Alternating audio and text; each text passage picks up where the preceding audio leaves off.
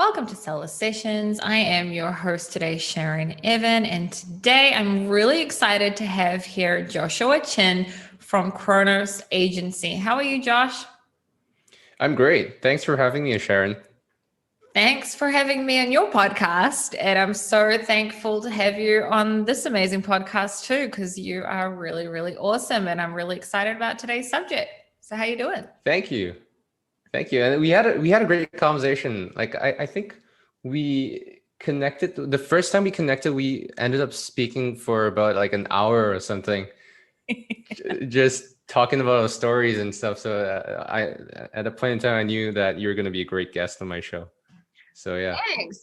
Same thing here. It's because you and I have like similar stories, leaving home at a young age and kicking Yeah. butt. I mean, you're young, but you're doing really well. So good on you. Thank you. Appreciate that. So we're going to talk today about email marketing. And you have an email marketing agency. You are based in Singapore and you work That's with right. people, your company works with people worldwide. Can you give our audience that doesn't know you a quick intro to who you are and a little bit more about your agency, and then we'll start? Yeah, for sure. My name is Joshua Chin. My friends call me Josh. I'm the co-founder and CEO of Chronos Agency. We're a lifecycle marketing agency for e-commerce brands who are ready to scale, and we help them scale profits through email, SMS, and mobile push marketing. We are a fully remote team of 80 full-time team members, and we work with D2C brands primarily built on Shopify and similar platforms. We do work with a number of Amazon brands that also have a Shopify presence. And I guess that's the big topic for today. And email has been kind of the main thing that we've been up to for the past 4 years. So definitely lots to share here.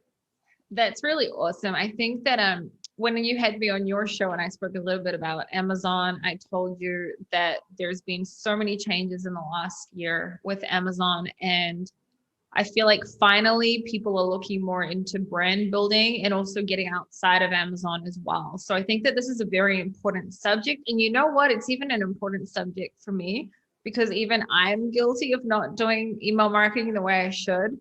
So after this call, I'm probably going to get in touch with you to actually, get you to do email marketing for my brand. So I'm really excited to I'm hear down to do that. Yeah. what you have to share with us. So um, let's start from the beginning, right? When it comes to email marketing, first of all, let's get rid of the myth about email marketing is dead. Okay. So what is your quick opinion about that? Is email marketing dead? And then we'll get into what is the foundation for even getting emails? For sure. So email isn't dead. I don't think it's going to be dead for a long time. If you're selling to consumers who are in the working adults category or have a job in general, more often than not, they're going to rely on email for communication on a very regular basis. I don't recall a week that goes by without me looking at my email inbox, or a day that goes by without me checking my inbox. And I think that's the case for most working adults in most parts of the developed worlds. So that beginning with that kind of gives you the mindset to go about when you think about marketing. And when you look at the supporting kind of infrastructure and software technologies that are available out there in e-commerce, the shirt that I'm wearing right now, Klaviyo, they're an amazing company. We're a Klaviyo partner, and they are valued at $4.1 billion. And they've done that in just a short amount of time, like super short amount of time. Like I think they're definitely less than 10 years old. Wow. They're less than 10 years old as a company. And they specialize in email and SMS marketing for e-commerce brands only. So that goes to show you the scale of which what email can do for e-commerce brands. It's still a big part of it. So when we think about marketing and the various categories of marketing channels, we have paid media channels, wherein you're paying for performance. These are channels like Google, Facebook, Instagram, where you're paying for ads and you're paying for attention and traffic. We have the earned media channels. Now, earned media channels are basically PR, like publications, awards, and things that basically you earn. And the owned media channel is where we specialize in. Consists of media channels that you have full control and full ownership of. That's email, that's SMS, and that's push marketing. And it's super important because it's cheap and therefore ROI is incredibly high. The average ROI of a Chronos client is actually 35 times off the fees that our clients pay us. So if effectively what our clients are doing is they're giving us $1 and we're giving them $35 back every single month. And that goes to show you the power of email and what it can do for a brand. And more importantly, it's what kind of that's the thing that sets the foundation for a strong long-term relationship with customers. When you think about building a relationship, it's never a one-way transaction or a single transaction. It's often understanding the needs of a customer and how it evolves over its life cycle and how your products or services or solutions can help them resolve those needs and challenges over time. And email is just an incredibly powerful communication tool to make that happen. So your agency mostly caters to physical product brands, right? Not to like personal brands, but mostly to people that are actually selling products, correct? The majority of our clients are, that's right. Yeah. So how important, because I have this thing where I talk about buyer avatars all the time because I think it's really important. And it comes from the foundation of it comes from when you understand who your buyer avatar is, then you know exactly what products to make them, you know exactly how to market to them, you know exactly how your brand, like, you know, you have everything that you need in order to sell to that buyer avatar. And a lot of people miss that step and they sell a product before they understand who they're selling to. So how important is it for marketing, especially email marketing, to understand your buyer avatar in order to be able to then market to that buyer through email marketing? Oh man, Sharon, that's a great question, and that's a really good one. So I would start by saying, when think of the last time that you received an email that made you go, ugh, this is horrible, and you kind of immediately clicked away in an instant, or you just clicked on delete or spam, or you just ignored it completely. That's the complete opposite of what basically what would happen without a strong buyer persona, without a strong understanding of what who your customers are and what they prefer, what they desire, what they truly want. You're going to create content that's just irrelevant. And the true power in email marketing and all these own channels is in hyper personalization, and that creates relevance. So personalization creates relevance, and relevance is what creates action and next steps in a customer's journey. So yeah, super important. And we typically start any engagement and any project with a 2-week period of just understanding the customer and understanding the brand on a very in-depth level. And we would create like different frameworks and documents to supplement that process, including branding guidelines, customer avatar persona decks, and stuff like that, to really help us shape what should a copy sound like. Should it be a fun and a charming tone, or should it be goofy? Should it be serious and informative? What kind of an angle should you take? And it really depends on who you're marketing to. And I think that applies to any other marketing channel, not just email and SMS. I 100% agree. I'm going through this right now with, I've got someone building a funnel for me. And we spent like 2 whole weeks of just understanding who the buyer avatar is and going in depth into like asking me difficult questions that I didn't necessarily even think about maybe. Yeah. And I was like, oh my God, this is so intense. And it was like, I can't write copy without it, you know? And Yep. it's just so much more intense than anything I've needed to do in the past I'm really good at understanding my buyer avatars, but this was just crazy. So I understand when you say, you know, your onboarding is a part of like a 2-week process of asking these questions and going through all these things. I understand it because I'm going through it right now as a client. And I understand now. At first, it actually made me a bit angry because I was like, why can't you just learn this on your own? And he was like, I can't. You know your buyer avatar, and I need to dig deep, asking me really in-depth questions. So I today understand that it's crucial for the way that you then market on a copy level, right? Yep. It's huge. It's huge. And that's a good sign, Sharon, that you got a good partner there that who truly cares about like what they're producing, and not just oh, this is what I find on the internet, this is what I find on your website, and that's kind of it. That's the end. And that's often not the case. When you reach a point where shit, these questions are really, really hard, and I don't have the answers, that's a good sign, because that forces you to think deeper about who you're selling to and who they are on a deeper level. Well, yeah, because it was up to like asking me, and how does that make them feel? And I was like, damn it, what? You know, but I get it. I get it that, so I think that it's important. So obviously, if we're selling on Amazon, it's a different story, but let's just say right now, if you're outside of Amazon, what is a great way to, in the first place, get the buyer's email?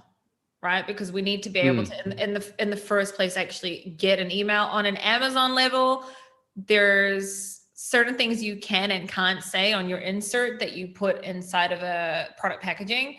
So let's focus on putting Amazon on the side for a second. And in general, when you're a brand owner, how can you even get the buyer's email in the first place? Like, what are some good techniques or tips that you can give us, our listeners? Yeah, absolutely. There are a few instances or a few points in the buyer's journey that you could use as an opportunity to capture emails. The first being the moment they visit your website for the first time visitors. That's super crucial, because that's proof that either your search engine optimization has worked out, your SEO has worked out really well, or you have paid money to have that person onto your website with paid ads. And the most important thing for you to do at that point in time is to give them a really good reason to be a part of your newsletter list without disrupting their buying journey. And there are a few ways of doing that. The number one, the easiest way to implement this is through exit intent pop-ups. So exit intent pop-ups are essentially lead capture forms that pop up only when someone's about to leave the website. And this is done through a couple of triggers, including when your cursor goes towards the X mark on the top right or top left corner of the browser.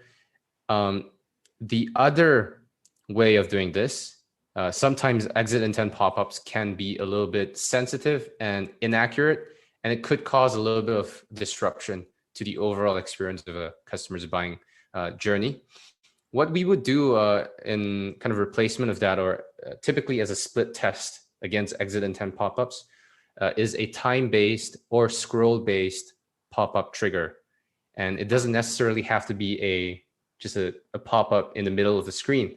It can also be a slide in where it kind of appears subtly from the side of the screen, less intrusive and less annoying to the overall experience of the website.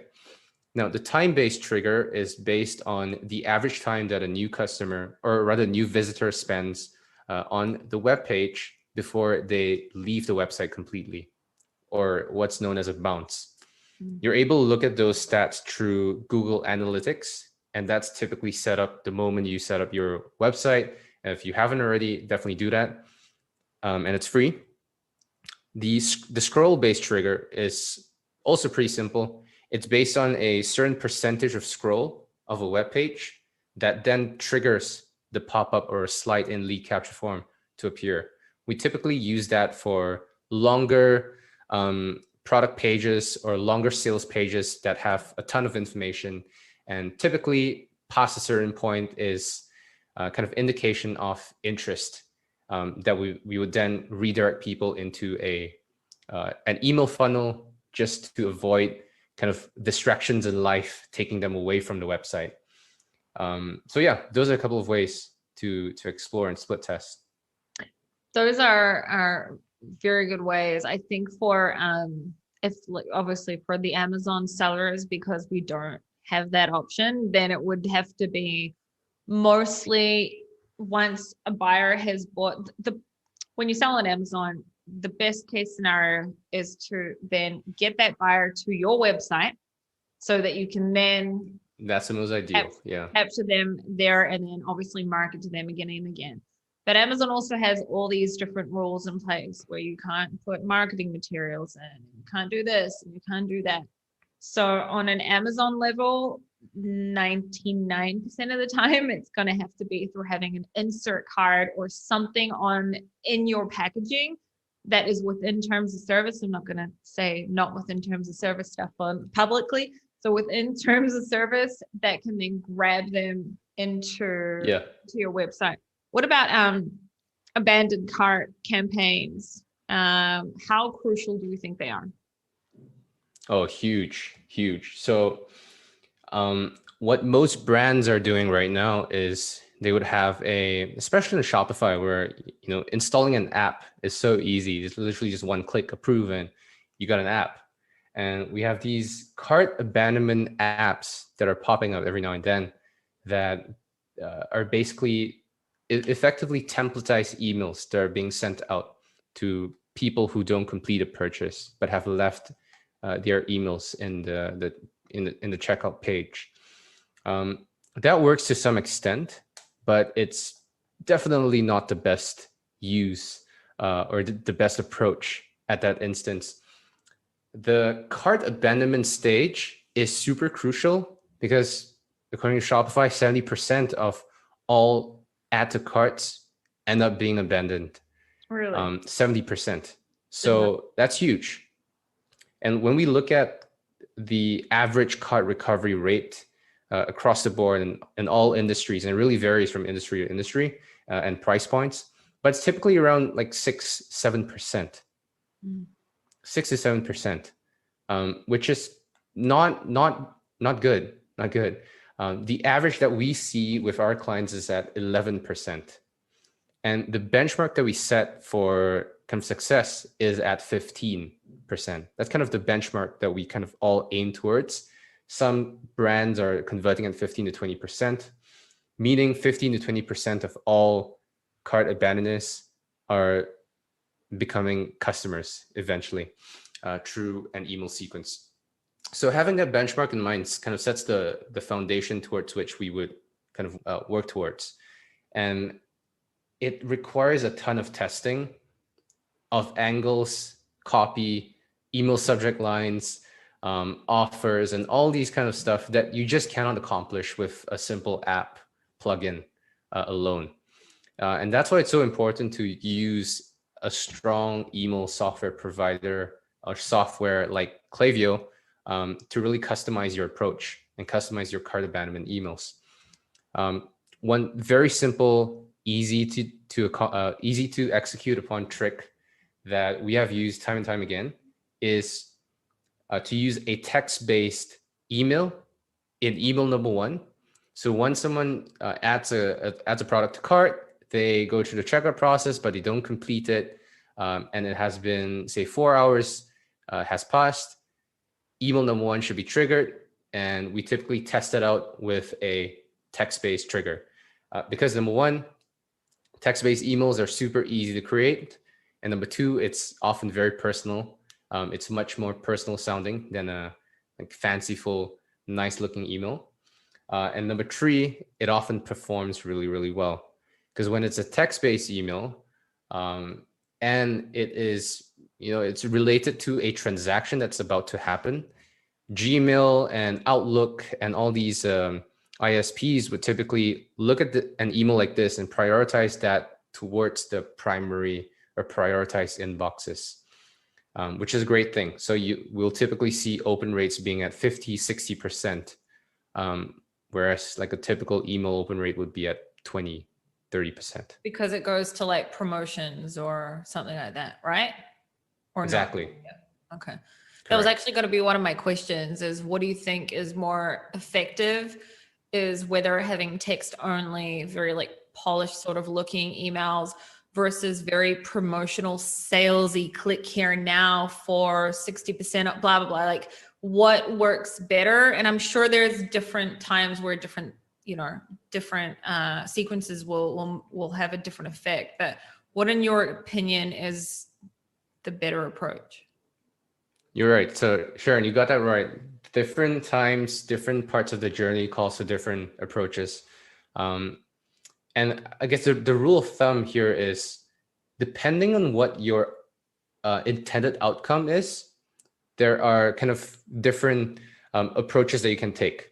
If you're trying to optimize for as much attention as possible for a specific email, for instance, the cart abandonment email, which is often very important, and it's very important that you get as much attention as possible so that people come back to the cart, and often doesn't take a ton of kind of graphics and nicely designed emails to kind of deliver a reminder. So text-based works just as well. There are cases where open rates are kind of guaranteed. For instance, if you're asking for an email in return for a discount code, which many brands use as a tactic, like get 10% off, all you gotta do is key in your email here and we'll send it across to you in your inbox. That moment in time is when open rate's gonna be at 70, 80% or even higher, because people are gonna scour your inbox. No matter what it ends up, promotions or spam even, they're gonna look for it because they want their 10% off. In that case, you can optimize a little bit more for the next level metric, which is clicks and conversions. So open rates are kind of guaranteed. The next thing you're going to optimize for would be clicks and conversions.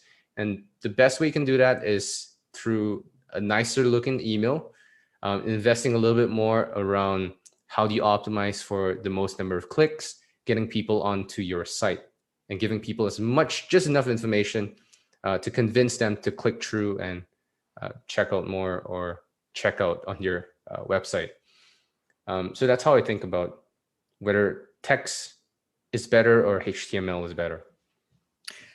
What do you think about when you have products that are like calls for repeated buyers or a bias to repeat, and the buyer's life cycle is very long? So for example, some of the products that we sell are anti-aging products. And if you don't buy them every single month, the effect doesn't work, right? Yeah. And like this conversation has just made me think about how we may be doing things wrong and how we may need to, make some changes. But what in that case would be a good strategy for when you know that your product can be sold repeatedly, a minimum of 12 to 15 times a year, and you have other products as well, so you can cross-sell, right? So when it comes to the products that can be repeatedly sold to the same buyer avatar, how important is it then to really have email marketing as well to make sure that you don't lose them to competitors, obviously, as well? Oh man, huge. And when you think about it, in brands and products that are recurrent in nature, the cost to acquire a customer often lies on that first purchase. And a lot of the brands that we work with have that at break even. Basically, the first purchase, they're kind of losing money or just barely breaking even, and they're making all of the margins and profits on the back end. It's a great business model, only if you're able to retain the customer for as long as possible. And a big part of what we do at Chronos is thinking about how do we extend that life cycle and that lifetime value for as long as possible. there are certain factors to consider. For instance, at some point in time, baby products just don't apply anymore, or certain supplements are just irrelevant to a person because of lifestyle changes or certain changes in their lives, right? But there are avoidable churn issues and avoidable instances. For instance, like losing customer to a competitor, for example. There are a few levels to kind of accomplishing that. The first level, which is the most basic and the easiest to accomplish, is just being there, being present, showing up. A lot of the brands that end up losing customers are the ones that just do not communicate at all, or do not communicate enough, right? Once you're able to kind of accomplish that, the next level is how do you then communicate well, relevant information, and on time. And thankfully, with softwares like MailChimp and Klaviyo, it's super easy for you to time your messages perfectly every single time using triggers and events that lead to certain messages. It creates a narrative that's very easy for someone to follow and for someone to be a part of that brand's journey. And the pinnacle of all of that would be the relevance of information plus personalization of what matters to me the most as a customer. So if you think about a brand like, for instance, anti-aging solutions, it can be just one, for a single product alone, for a single anti-aging product, you may have different demographics and psychographics of consumers. Men may think and have needs that are very, very different from females, right? And for that reason, having the same messaging for both groups of customers just isn't going to work. So the pinnacle of that is relevance plus personalization in order to create an experience that's truly unique. I love that.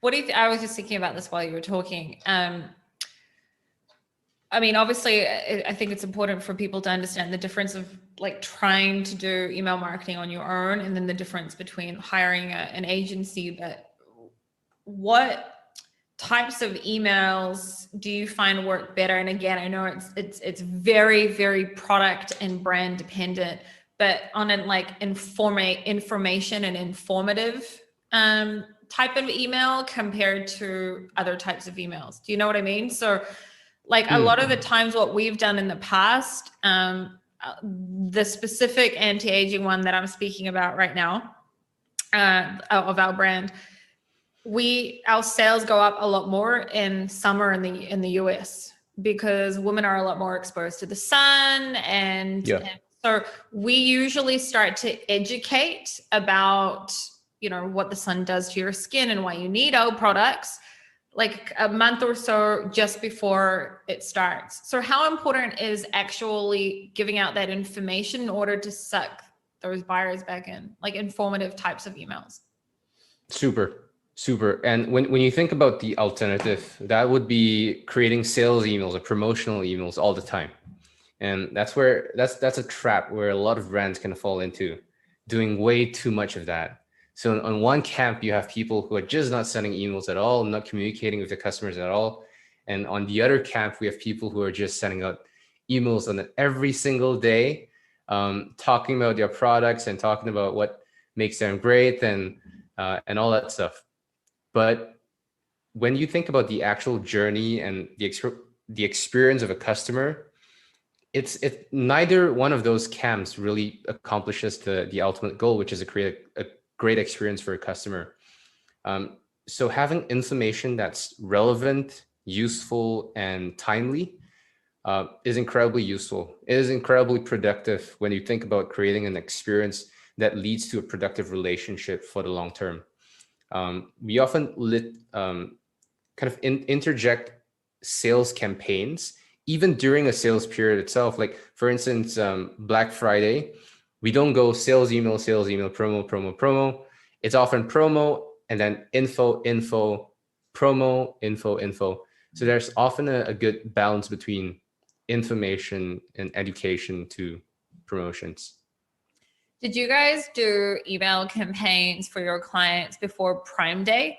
Because there's been a lot of talk that in general, people buy a lot more on Prime Day, even if it's not on Amazon. So did that have any effect on some of your buyers, even though it's not an Amazon brand?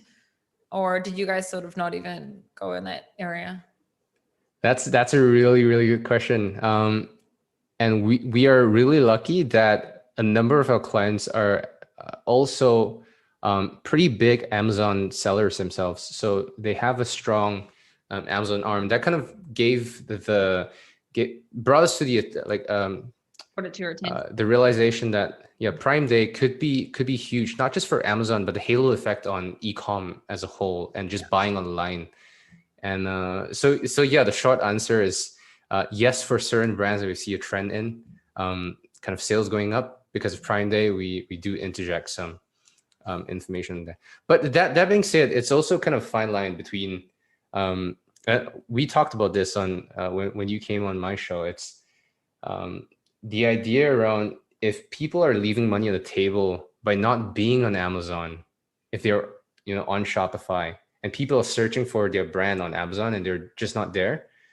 So it's kind of a fine line because on one hand, we do want to make sure that if our clients are on Shopify only, we want to make sure that all that attention is kind of back onto Shopify and not on Amazon.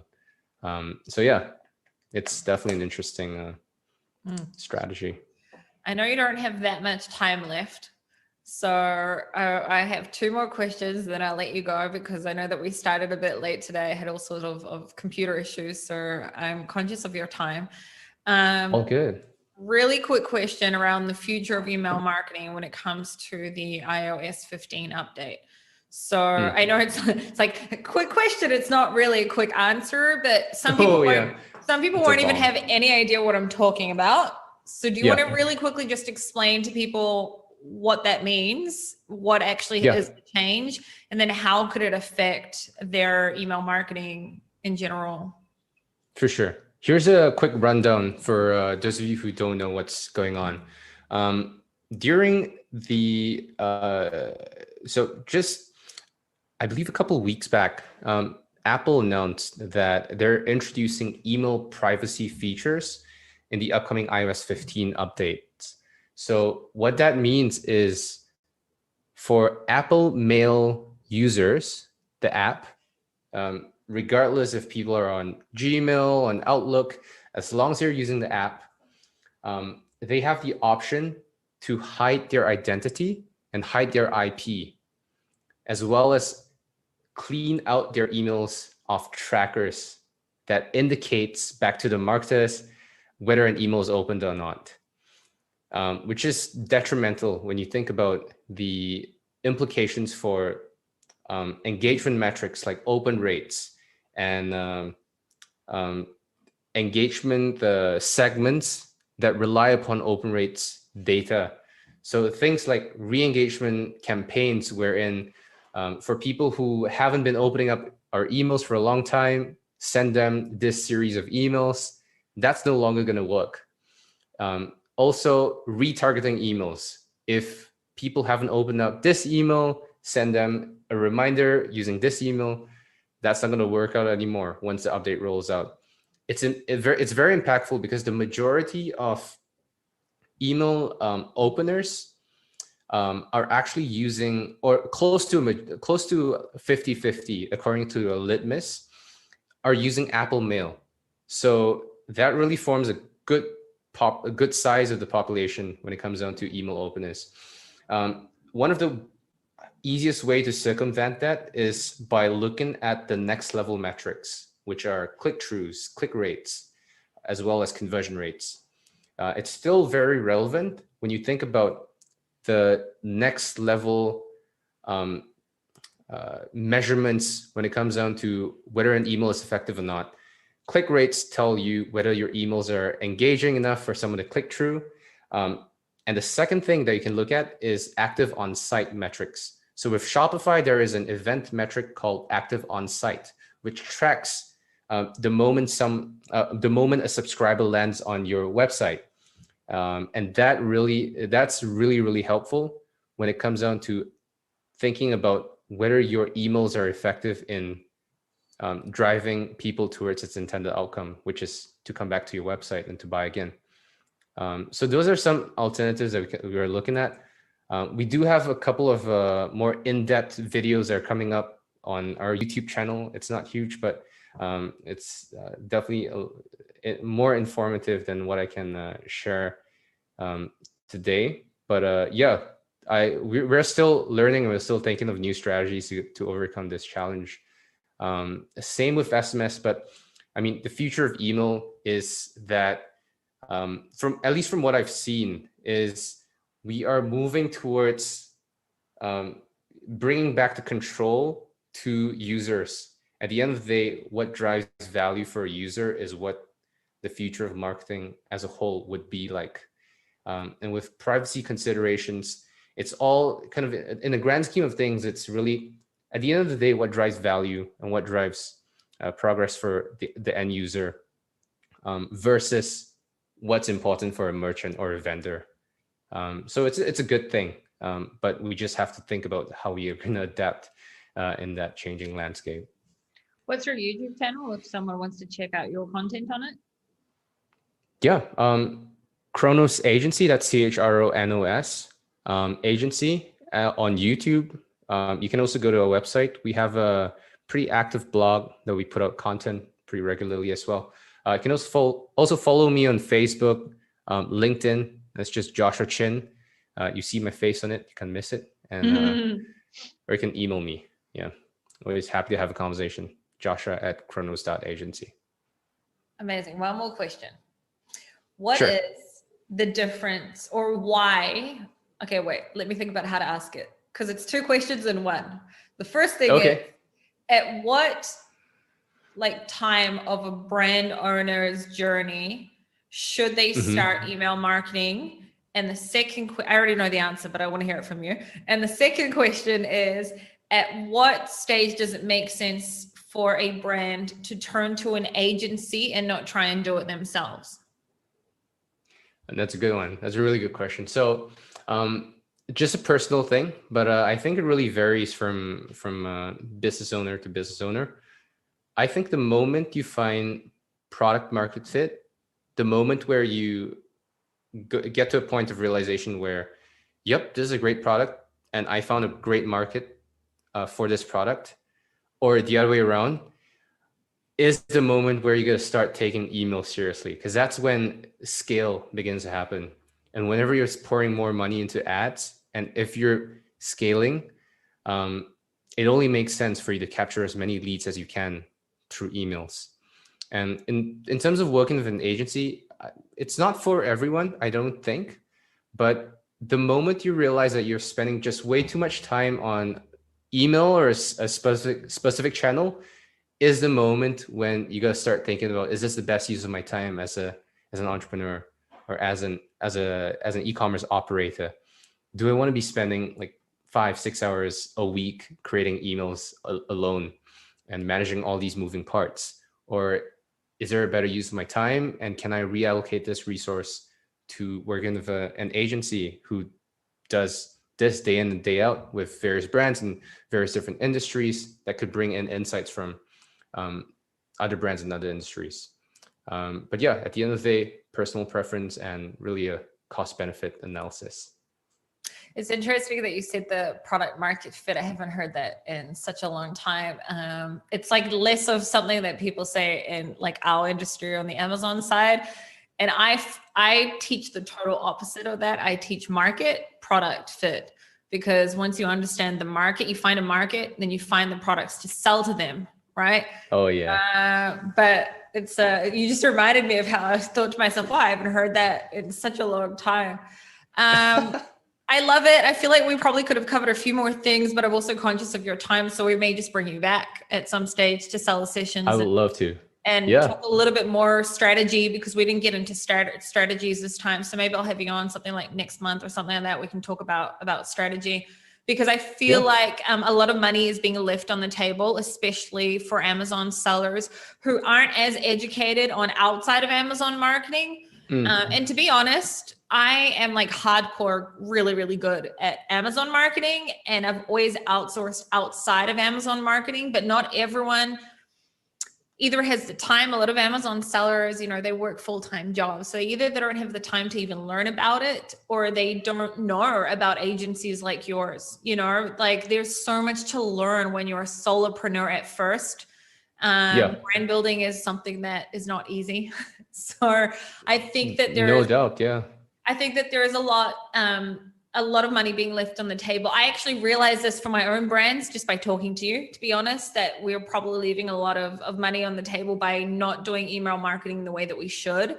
So I feel like I will definitely bring you back so we can give a little bit more strategy, because I know that a lot of people will probably, you know, be able to relate to how I feel right now. So yeah, absolutely. Happy to. And Sharon, it's not, you know, it's not your fault, because what made you a success and what made, you know, a lot of listeners a success today is in focus, and having that focus in a single channel that is incredibly powerful, and that's Amazon, and doing it really, really well.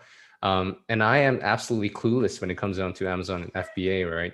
And likewise, that's the reason why we're here, and that's the reason why we have specialized in, you know, certain channels and avoided thinking about other channels for a long, long time. But it's a good thing that people listening to this show, and hopefully they take away a couple of things that they could implement. 100%. And like I said, we'll bring you back on because I want to talk strategy next time as well, and a little bit of let's do it. Yeah. You know, some in-depth strategies for people, because I just also came to the realization of how important it is, because a lot of people do think that email marketing is dead, and the truth is that it's not. So like you said, we all open up our emails. I probably open up my emails like 6 or 7 times a day. So yeah, you know, and exactly. most like adults that work at least do as well. So or most adults that buy all the time and are waiting for those promotions and stuff to come through. Yeah. You know, which is another brand of ours, which is in the baby niche. It's a lot of mothers that are usually stay-at-home mothers at first. But anyway, I love this conversation with you. I'm conscious of your time. So thank you so much for coming on, Josh. We'll bring you back on. We already mentioned some things, but just once again, if anyone wants to get in touch with you, what is the best way for them to contact you? The best way is probably email. That's joshua@chronos.agency, or you can just go to chronos.agency to learn more. That's a really cool email, chronos.agency. There's no .com. Yeah. I love that. Yeah, there isn't .com. It was a coincidence, but yeah, happy accident for sure. Love it. Thank you so much, Josh. Isabella will be back here on Monday, and Danny will be back on Tuesday, and I will see you all next Thursday. Thank you for listening, and we'll have Josh back on probably next month. Thank you, everyone. Thank you, Josh, and I'll see you all next week. Thanks, guys. Thanks, Sharon.